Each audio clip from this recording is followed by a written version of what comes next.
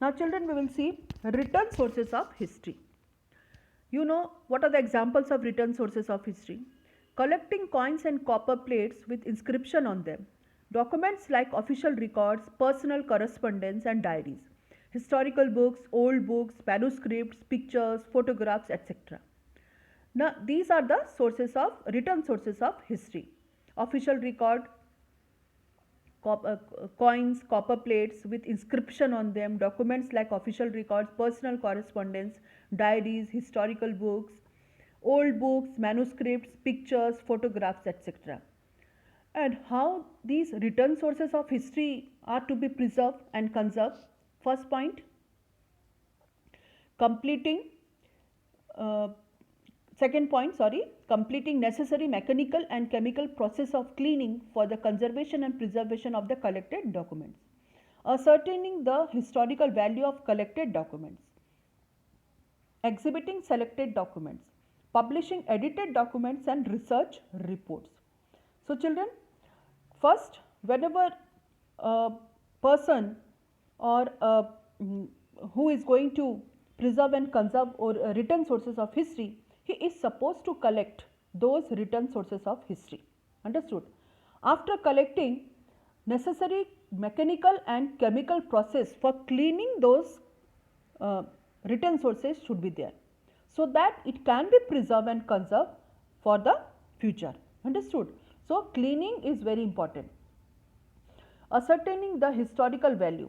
See children, you know that so many places uh, we are having exhibition, various artifacts are exhibit, and values are also there, so that people can buy those artifacts. Understood? So exact value in the international market is to be we can say find out.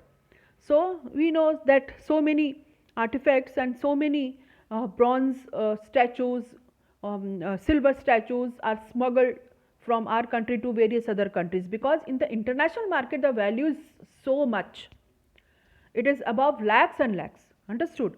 So the value is also determined, and historical value of collected documents also. So documents is also very important, and to preserve the document is also very important.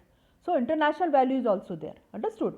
Exhibiting selected documents. So those selected documents related to some important we can say important scripts, important official records are also exhibited. ठीक है?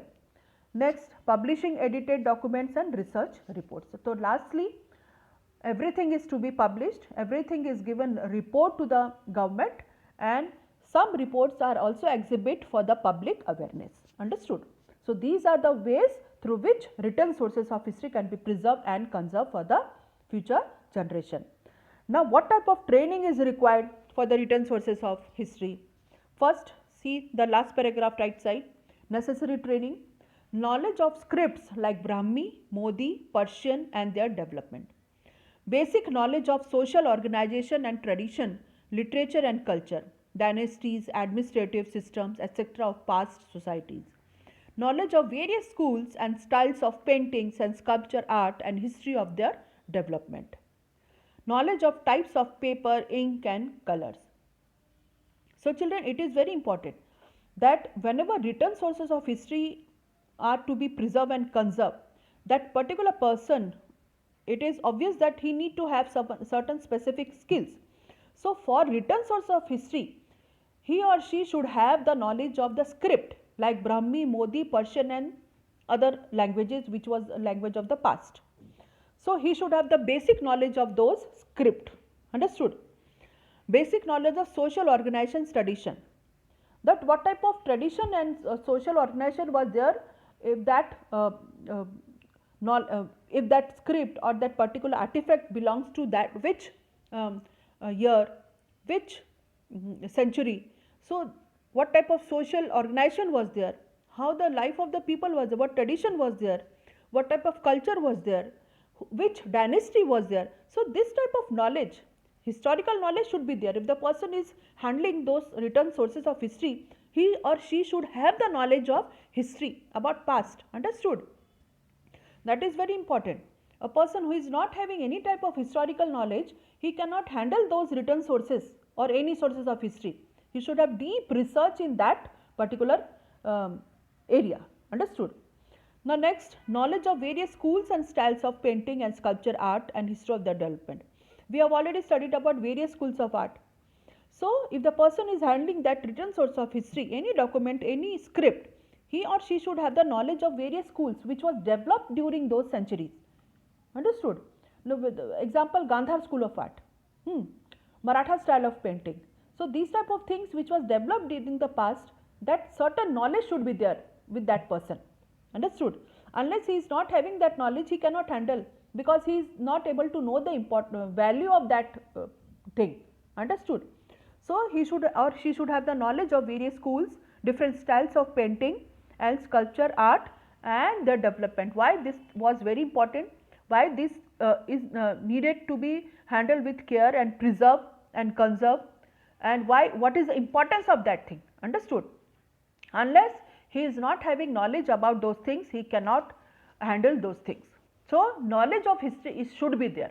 So here we can relate that while heritage management, for the heritage management, to manage our heritage, we need to have the knowledge of history. So there is, here we can say there is relationship between heritage management and history. Understood? So each and every lesson we are supposed to have we are supposed to find out the relation of history with each topic. Understood? समझ में आया? तो heritage management और history का relation क्या है? Heritage management तभी possible है जब उस पर्सन को हिस्ट्री का नॉलेज है, उस पर्सन को हिस्ट्री का आइडिया है. Understood? So that is very important. Last, the knowledge of type of paper, ink and colour. See children, whatever we are finding about any type of historical document, that is not fresh, that is very faded type, very faint type. So what type of ink they have used in the past, what type of paper they used for the documents and to write the script.